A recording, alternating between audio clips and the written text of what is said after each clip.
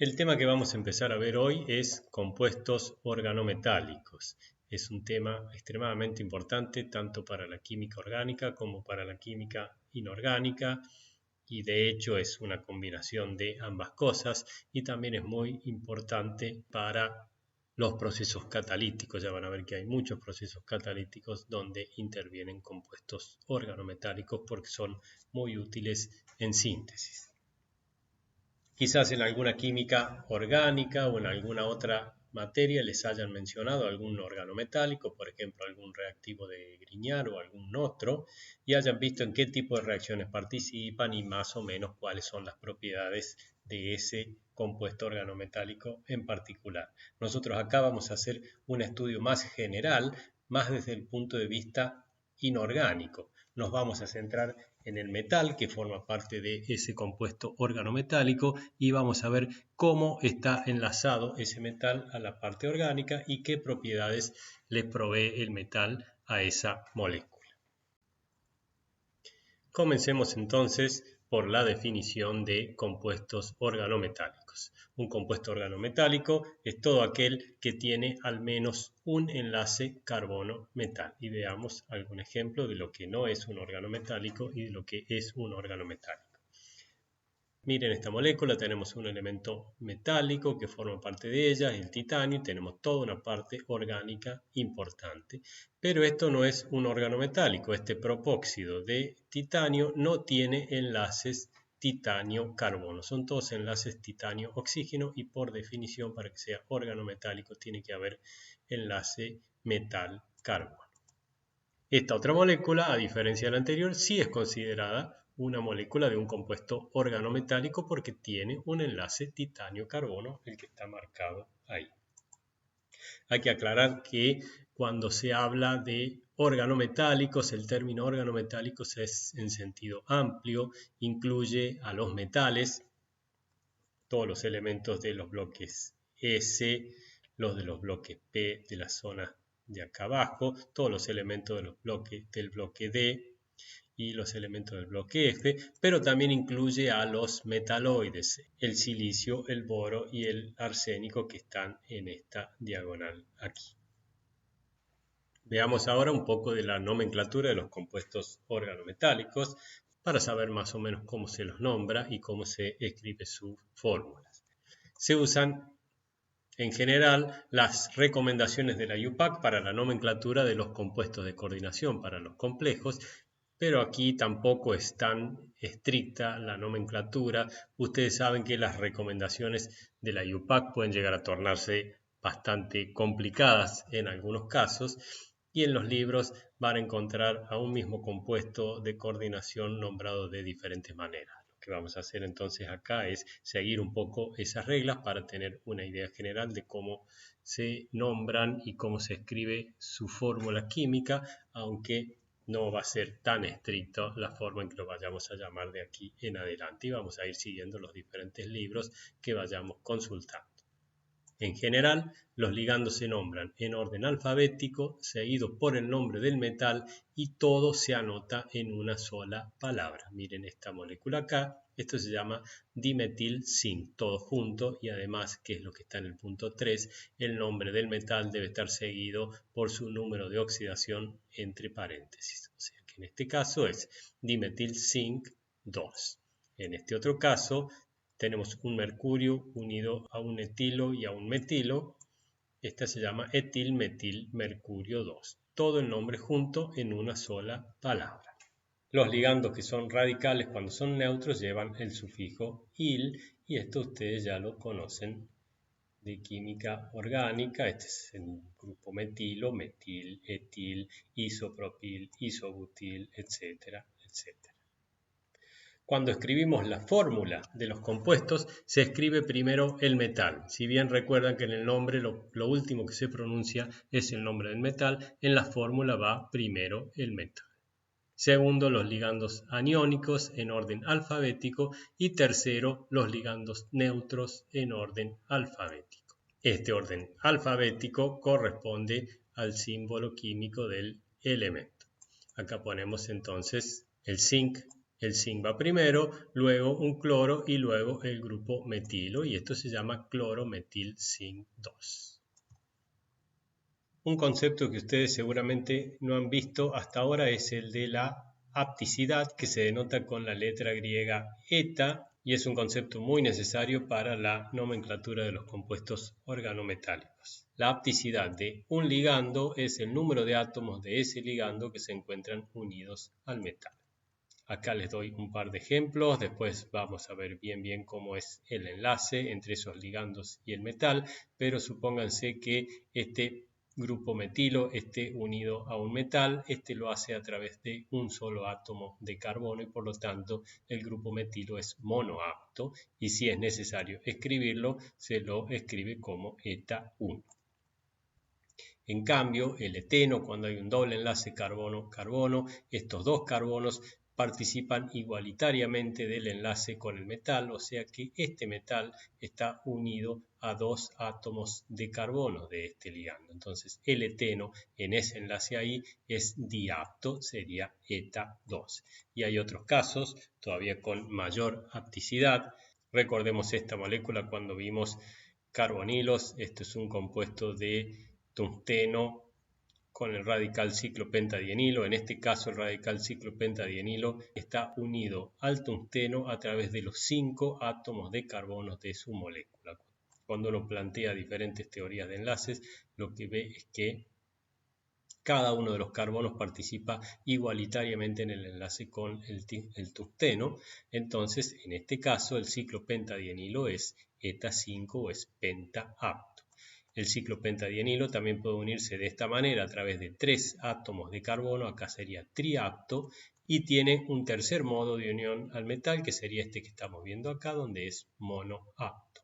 Miremos en esta molécula, entonces, 2 de los ligandos ciclopentadienilo son pentaapto y 2 son monoapto, y por lo tanto, cuando uno escribe la fórmula, tiene que diferenciarlo, tiene que poner los 2 que son monoapto y los 2 que son pentaapto. O acá uno tiene que poner el que es triapto y el que es pentaapto de manera diferenciada. Y aquí tenemos una tabla de diferentes ligandos y su hapticidad, y también en la primera columna tenemos los electrones que le dona al metal cuando está unido.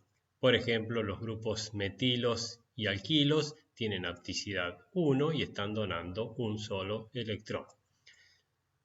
El ligando alquilideno, el carbeno, por ejemplo, el metileno, está unido al metal a través de un solo átomo, o sea que es hapticidad 1, pero forma un doble enlace y está donando 2 electrones al metal.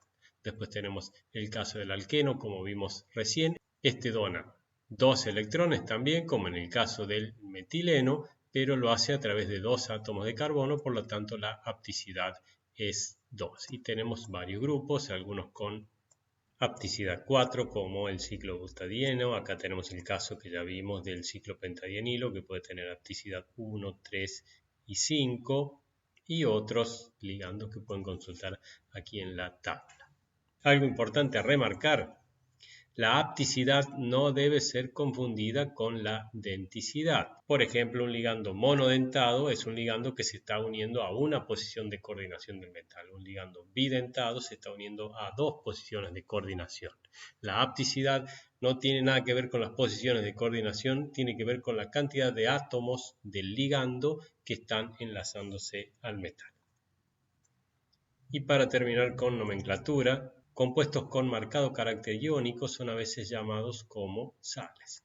Supónganse que ponemos a reaccionar sodio metálico con naftaleno en amoníaco líquido o tetrahidrofurano. El sodio es un reductor muy fuerte, el naftaleno tiene capacidad para alojar algún electrón extra deslocalizado en su estructura. Se produce esta reacción, se genera un catión sodio y el anión del naftaleno.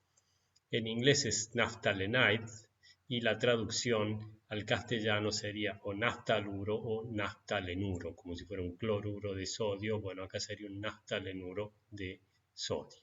Y compuestos con elementos del bloque P son a veces llamados como derivados de sus análogos con hidrógeno. Ustedes conocen muy bien a esta molécula, es el borano. Y este organometálico del boro con 3-metilo, que debería ser, de acuerdo a IUPAC, trimetilboro 3, se lo conoce más comúnmente como trimetilborano por analogía con este nombre de borano acá, o este que es el silano. Si vemos este compuesto acá, tendría que llamarse tetrametilsilicio 4, de acuerdo a la IUPAC, y es el famoso tetrametilsilano que todos ustedes conocen porque es el que se usa como referencia para RMN. Comencemos ahora a ver algunos organometálicos y vamos a ver primeramente algunos ejemplos de organometálicos de elementos del bloque S. Vamos a ver unos pocos de ellos y luego vamos a pasar directamente a los organometálicos de elementos del bloque D, que son los más utilizados últimamente. Los elementos del bloque S son los elementos del grupo 1 y 2 de la tabla periódica, o sea, los elementos con configuración electrónica terminada en NS1 o NS2. Y vamos a tener dos casos principales de organometálicos de este tipo de elementos. Si el metal es muy electropositivo y los ligandos tienen capacidad para alojar electrones en su estructura, se forma un compuesto iónico donde el metal adquiere carga positiva y le cede electrones al ligando. En cambio, si el metal no es muy electropositivo, no va a tener capacidad de cederle los electrones al ligando y por lo tanto lo que va a hacer es compartir electrones con los ligandos. Y acá van a ver que se forman generalmente compuestos polinucleares.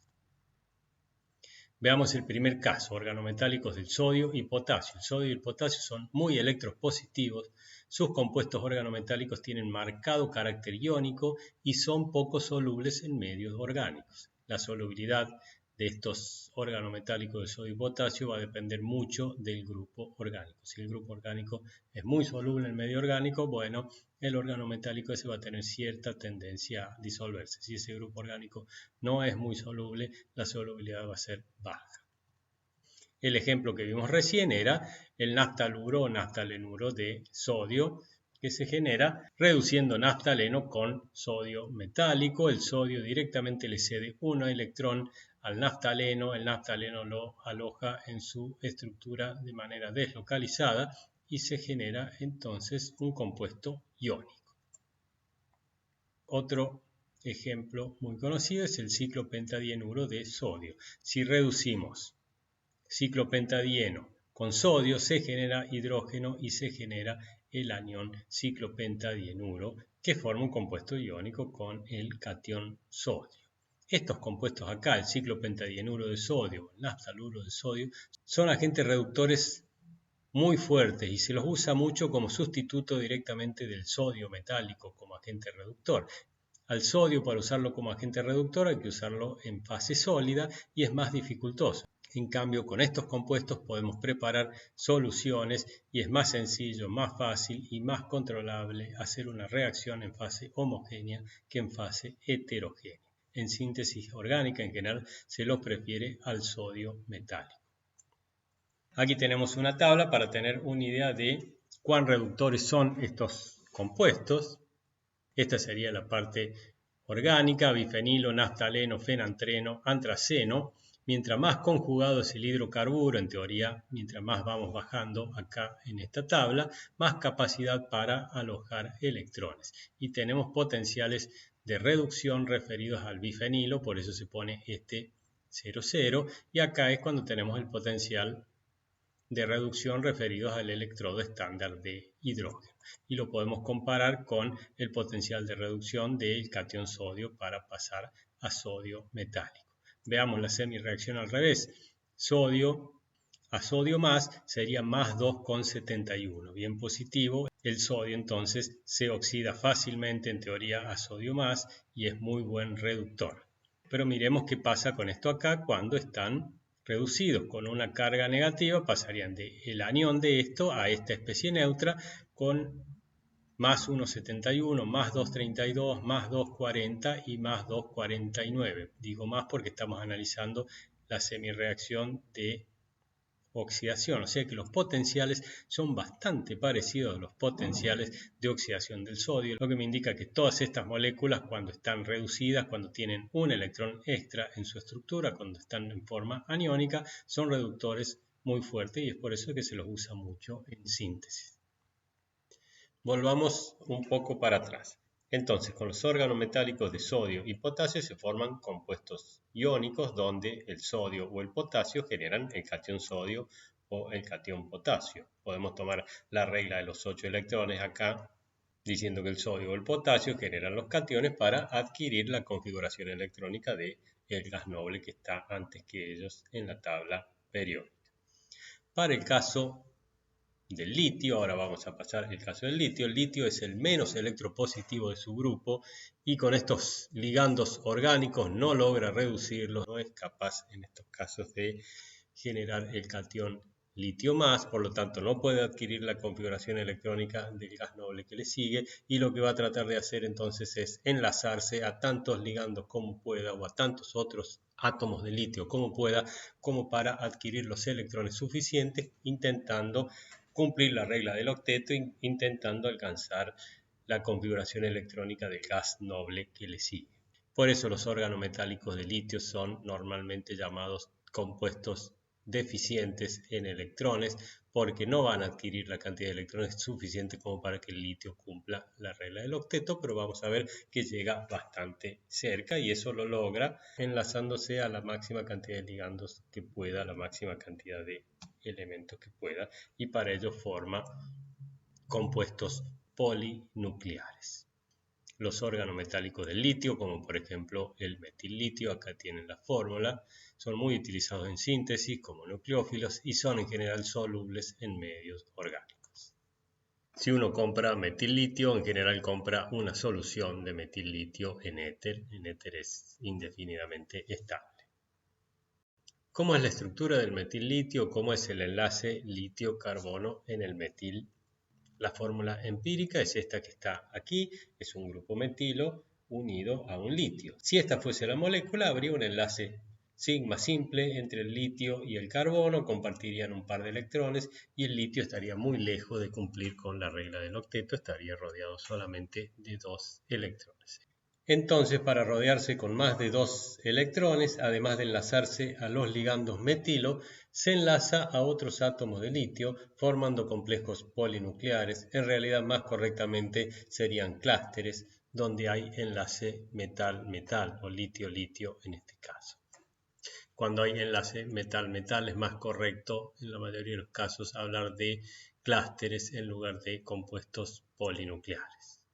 Vamos a ver un poco la estructura entonces del metil-litio. Miren, la fórmula más común es litio 4 con 4 metilos. O sea que es una molécula que tiene 4 átomos de litio y 4 metilos. En realidad esta es la estructura más común, pero siempre se encuentra en equilibrio y en continua reorganización con otras moléculas como esta que está aquí abajo. Esta tiene 6 de litio y 6 de metilo. Siempre intentando formar clústeres donde hay enlace litio-litio en muchos lados, además de enlace litio-carbono, litio con el ligando metilo. Veamos el más común, el que tiene 4 litios y 4 metilos. Los litios están dispuestos como si fuera un tetraedro. Cada vértice de este tetraedro vendría a corresponder al centro de cada átomo de litio. Acá están las 4 esferas, que serían los 4 átomos de litio, formando un plano y uno por arriba, generando un tetraedro. En este tetraedro vamos a ver que tenemos 4 caras triangulares y los metilos apuntan perpendicularmente de manera normal a cada una de esas caras. Esta sería entonces otra manera de dibujar la estructura. Tenemos el tetraedro formado por los 4 litios, hay enlace litio-litio acá, litio-litio ahí, litio-litio por todos lados y en cada cara del tetraedro un metilo apuntando perpendicularmente a esa cara. Eso es bastante similar a este otro clúster que tenemos aquí abajo. Acá los litios están formando un octaedro, son 8 caras triangulares y los grupos metilos están apuntando perpendicularmente a cada una de esas caras del octaedro. Estas estructuras, como les dije, si estamos en una solución de metil-litio, por ejemplo, en éter, está en continua reorganización y van a tener siempre una fracción del metil-litio formando este tipo de moléculas y otra fracción de metil-litio formando, por ejemplo, este tipo de molécula o algo similar. Estas estructuras se han dilucidado por difracción de rayos X, por RMN de litio y de carbono y también a partir de datos de infrarrojo. ¿Cómo es el enlace carbono-litio en el metil-litio? En realidad, como el carbono apunta perpendicularmente a cada uno de estos triángulos, el carbono se une de manera igualitaria a cada uno de los tres litios que forman los vértices de ese triángulo. Lo que se hace normalmente entonces es un análisis a través de teoría de orbitales moleculares donde se ve cómo se une ese carbono de manera igualitaria a los tres litios que están en este triángulo aquí. Por teoría de orbitales moleculares se puede analizar el enlace, es un enlace multicentrado, 4 centros y 2 electrones. Esto es bastante común de encontrar abreviado en los libros. Esto significa que 2 electrones están enlazando a 4 centros, a 4 átomos. Serían los 3 de litio de un triángulo más el carbono del grupo metilo.